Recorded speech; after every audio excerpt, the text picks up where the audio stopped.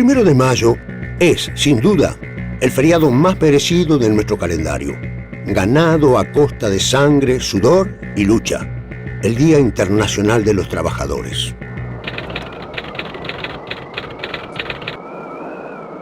Ellos consideraban sagradas las 8 horas de trabajo, no los íconos de las religiones, sino las 8 horas de trabajo. El 1 de mayo es la fecha fundamental del movimiento obrero. Une a las clases trabajadoras de todo el mundo, a pesar de las diferencias de idioma, de las diferencias de industrialización, de las diferencias políticas, etcétera, etcétera, pero une a todos los trabajadores del mundo. Esa iniciación de la huelga por las sagradas 8 horas de trabajo. Y esos, los mártires de Chicago, esos valientes trabajadores que salieron al frente pidiendo y exigiendo las 8 horas de trabajo, con un documento precioso que ellos van a leer antes de ser ahorcados, y donde decían: no queremos 8 horas de trabajo para trabajar menos, queremos 8 horas de trabajo para tener también tiempo para la cultura, para leer, para jugar con nuestros niños, para estar con nuestras mujeres. ¡Qué hermoso! Y entonces se va a iniciar ahí la huelga que va a traspasar todas las fronteras del mundo. De ahí el significado de este 1 de mayo. Estados Unidos vive meses de intensa agitación en las fábricas y en las calles. Finalmente, el 1 de mayo es convocada la primera huelga general por las 8 horas. Aquel día, miles de trabajadores se movilizan y Chicago es el epicentro de los acontecimientos. La clase obrera desafía el poder de los capitalistas y por lo tanto la represión no se hace esperar. A pesar de todo, el movimiento no se detiene. Ahora los huelguistas se concentran frente a las puertas de la fábrica McCormick. Allí, la patronal impide la organización y acaba de despedir a más de 1000 obreros. Spies, dirigente anarquista, lidera el acto. Sus palabras son interrumpidas cuando un grupo de carneros se hacen presentes para quebrar la huelga. Los enfrentamientos no tardan en llegar, pero en ese instante la policía comienza a disparar a mansalva. 6 muertos y varios heridos es el saldo. La ira obrera se ha apoderado de la ciudad de Chicago.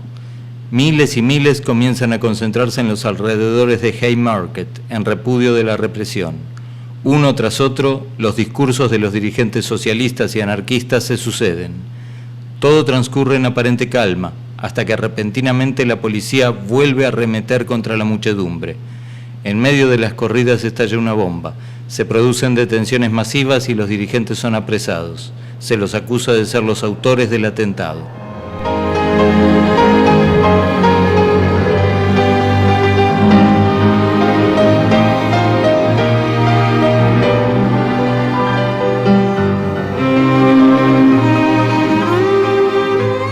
El poeta cubano José Martí, por entonces corresponsal del diario La Nación de Buenos Aires, presente en el momento en que la sentencia se lleva a cabo, escribe: salen de sus celdas, se dan la mano, sonríen, les leen la sentencia, les sujetan las manos por la espalda con esposas, les ciñen los brazos al cuerpo con una faja de cuero y les ponen una mortaja blanca como la túnica de los catecúmenos cristianos. Abajo está la concurrencia, sentada en hileras de sillas delante del cadalso como en un teatro. Firmeza en el rostro de Fisher, plegaria en el de Spies, orgullo en el de Parsons. Engel hace un chiste a propósito de su capucha. Spies grita: la voz que vais a sofocar será más poderosa en el futuro que cuantas palabras pudiera yo decir ahora. Les bajan las capuchas, luego una seña, un ruido, la trampa cede, los cuerpos caen y se balancean en una danza espantable.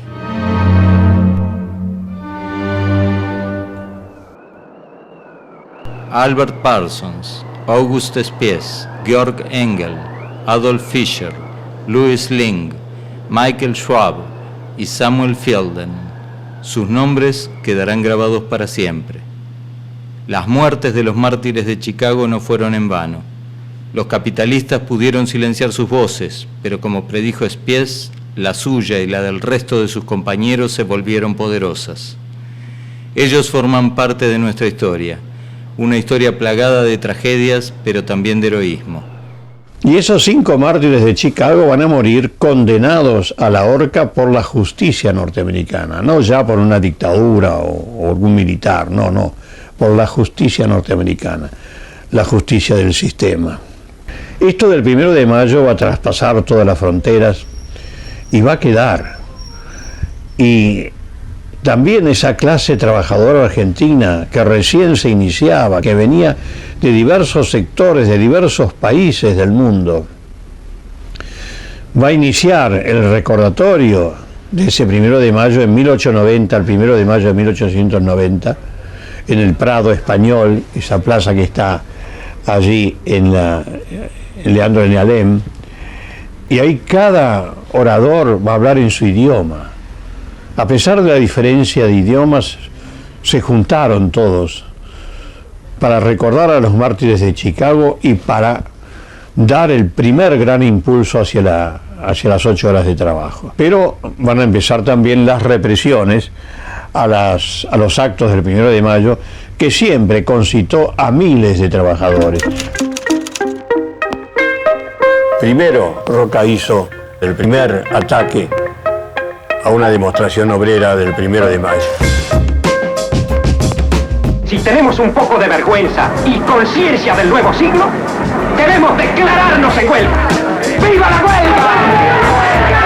1 de mayo de 1904. ¡Viva la huelga! Los 70.000 obreros se reunieron en La Boca para recordar a los mártires de Chicago.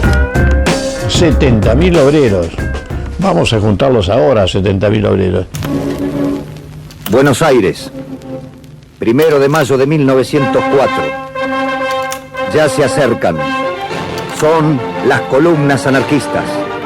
Vienen con sus banderas rojas y negras, sus estandartes con los nombres de sus gremios.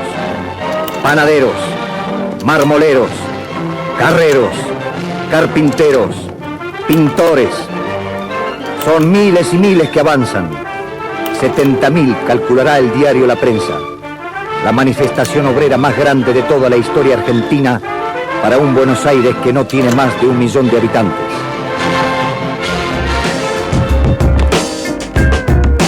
Roca, siendo presidente, ordena al jefe de policía atacar la manifestación.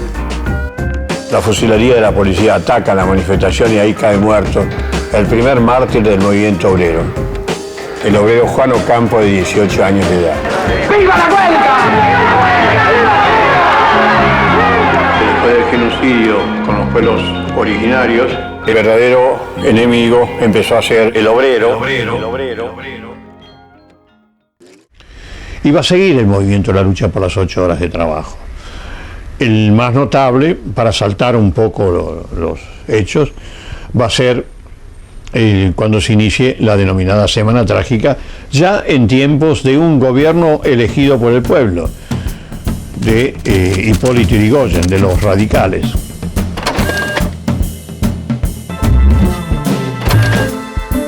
Enero de 1919, la Semana Trágica. Los obreros metalúrgicos salen a la calle para obtener las 8 horas de trabajo. Ocuparon los establecimientos Bacena. Yrigoyen ordena a la policía sacarlos de allí, aunque sea a tiro limpio. Caen 4 obreros muertos y son desalojados de los establecimientos Bacena. Al día siguiente, paro general en la capital de la República y los obreros marchan con los ataúdes de sus muertos sobre sus hombros, marchan a lo largo de la calle Corrientes hasta el cementerio de la Chacarita. Y entonces el presidente Yrigoyen ordena reprimirlos.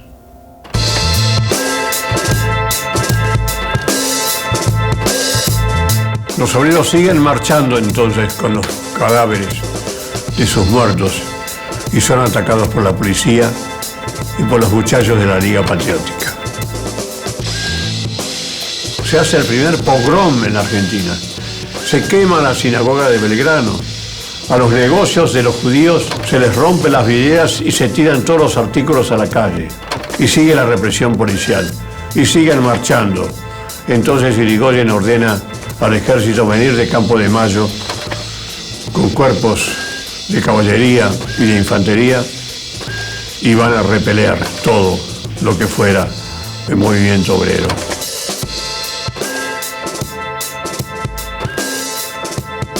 Termina todo en una verdadera masacre, la Semana Trágica. La pregunta final es, ¿cómo un gobierno argentino, democrático, elegido por el pueblo, pudo cometer esos hechos? La época de la década infame va a ser una época muy movida, porque a pesar de las represiones, las organizaciones ya de tendencia marxista tuvieron preeminencia en la década del 30. Está la famosa huelga de los obreros de la construcción, una famosa huelga de los años 30, y también el eco de los 1 de mayo, que siempre fue realmente muy concurrido. Hasta que ese día, que siempre era el Día de los Trabajadores, pasó a llamarse la Fiesta del Trabajo, ¿no? Que fue con el peronismo. Tras la revolución del 4 de junio de 1943, se da un hecho inédito.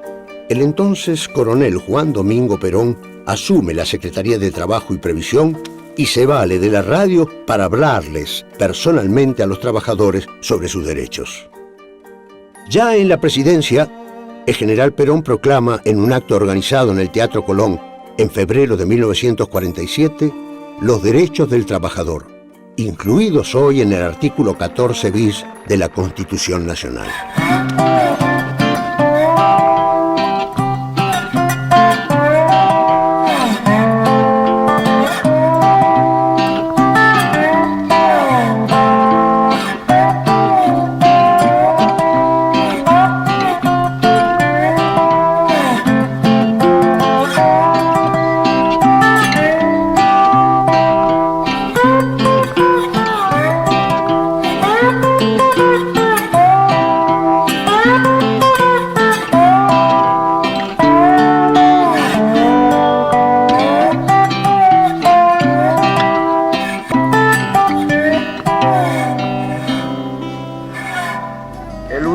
Entero es una fábrica, todo trabaja en él, hasta lo inanimado es animado.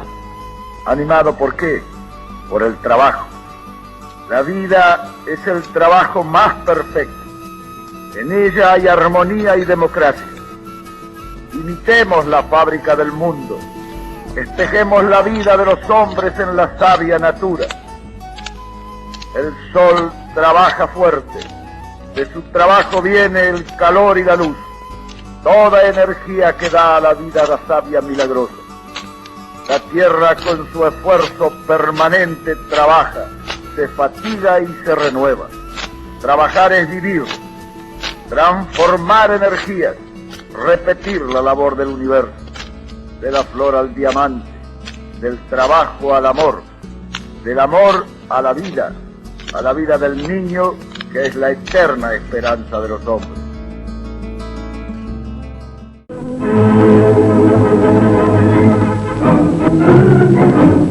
Trabajar, mandato bíblico transformado en maldición por la sociedad injusta, es hoy en Latina el fruto bendito del esfuerzo puesto al servicio de la causa del bien. Todo el país vibra emocionado ante el carácter que por primera vez se le da al Día del Trabajo. En la Casa de Gobierno, las reinas representantes de todas las regiones del país visitan al general Perón y a su esposa.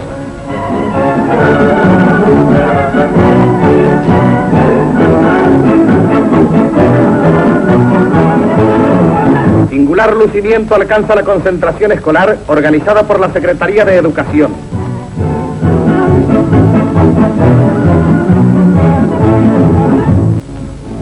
El acto central de esta apoteosis nacional del trabajo se realiza en la avenida 9 de Julio. Desde todos los ámbitos del país han llegado operarios de las actividades más diversas que confraternizan, unidos por el vínculo común de la labor fecunda.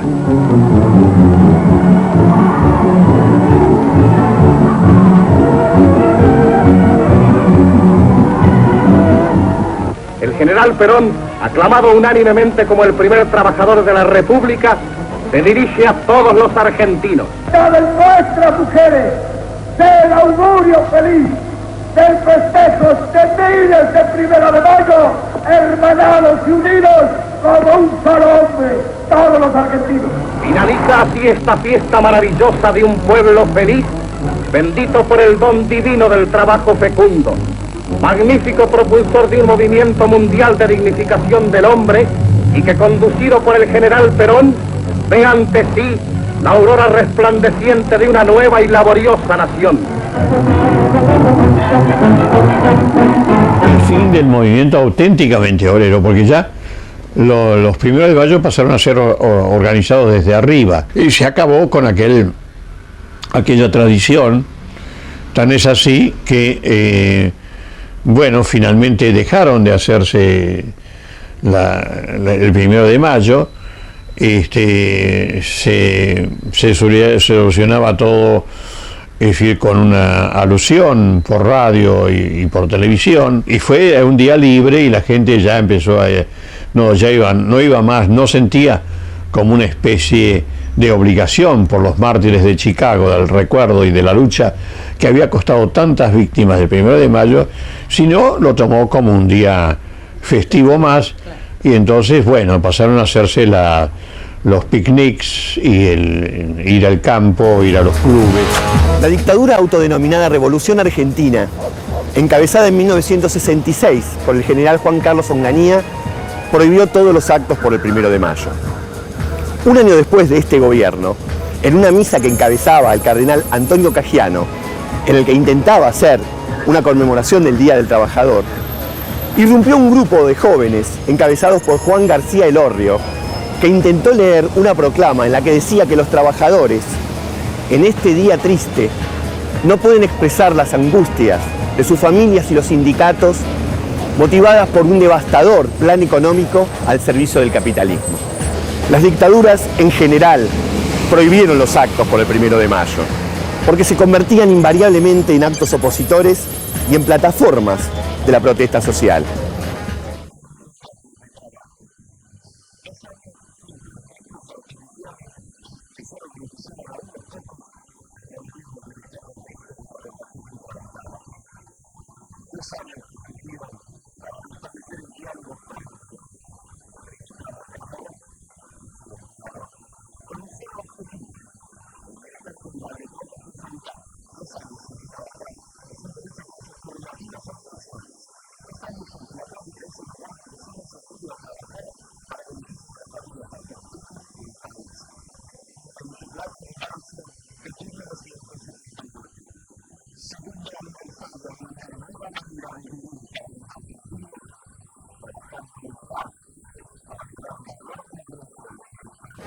Con el regreso de la democracia, poco a poco, los sindicatos fueron dejando de lado esta fecha, que quedó en manos de partidos y organizaciones de izquierda.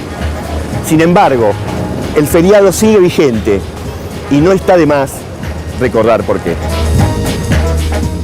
En homenaje a los trabajadores en este 1 de mayo, también me permito instar a la pronta sanción de la nueva Ley Nacional de Empleo, que permitirá modernizar la legislación laboral para adaptarla a nuestras necesidades productivas y posibilitará la creación de nuevas fuentes de trabajo. Que dé trabajo a todos los que no tienen trabajo, así de muy simple. ¿Por qué no consigo trabajo yo? ¿Cómo va a resolver la desocupación? ¿Cuándo va a haber menos desocupación? ¿Cuándo vamos a poder vivir más tranquilos con respecto a toda la inflación ficticia que nos dicen que no hay y hay? Que dé trabajo. ¿Por qué hay tanto desocupado? No tengo idea, no. ¿Qué va a pasar con la huelga para el día 26 y 27?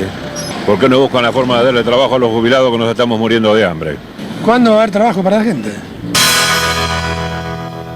casi recurrente la pregunta, ¿no? Es el único tema. Sí, sí. Bueno, yo creo que evidentemente hay una preocupación por la situación del desempleo en nuestro país, una preocupación que alcanza a los que no tienen trabajo o a los que tienen miembros de su familia sin empleo, pero también llega a aquellos que tienen un empleo y sienten amenazado ese empleo. Entonces, la situación es de una inquietud generalizada. Desde luego, sería muy simple si el ministro de Trabajo pudiera dar trabajo a todo el mundo. Yo les aseguro que si dependiera no habría desocupados en Argentina, ¿no? Y cualquier ministro de Trabajo del mundo respondería lo mismo. Lo cierto es que la situación es más compleja, exige un esfuerzo combinado por parte del gobierno, si el gobierno debe acertar en su política económica y en su política laboral, pero también exige una actitud responsable por de los empresarios, por parte de la clase política en general y especialmente de los sindicatos. Mi marido está sin trabajo. Es por eso que no me cae bien Menem. Porque si él quisiera, podría resolver el problema del desempleo en la Argentina. Tenemos buenas rutas, teléfonos, puertos. No solo no hay más inflación, sino todo lo contrario. Hay estabilidad, una moneda fuerte y hoy el país tiene respeto internacional. Y por lo que yo sé, eso es lo que más atrae a las empresas. Entonces vea si no tengo razón. ¿Qué estaba haciendo el presidente Menem todo este tiempo que no terminó con el desempleo? Estaba justamente creando las condiciones para que la Argentina pueda generar los empleos que necesita. Y eso solo sucede cuando el país no tiene inflación, cuando tiene estabilidad, una buena infraestructura y una economía moderna. Es así que vamos a atraer más inversiones, garantizar el crecimiento y vencer definitivamente el desempleo. Él no hizo todo, pero que hizo mucho, nadie puede negarlo. Cada 1 de mayo es un motivo de alegría, pero también un llamado a la memoria por aquellos que nos precedieron y que, desafiando el poder de turno, se atrevieron a decir: acá estamos, sufriendo la persecución, la tortura, la desaparición y la muerte, el reclamo de los derechos que hoy gozamos. Nunca los olvidemos. Non puoi avere più problemi, non ti è dato di pensare, devi essere efficiente, non ti resta proprio niente, neanche il lusso di impazzire. Gira, gira quella leva, spingi a fondo quel bottone. Tu non sai quello che fai, tu non sai quello che fai, te lo ordina un padrone.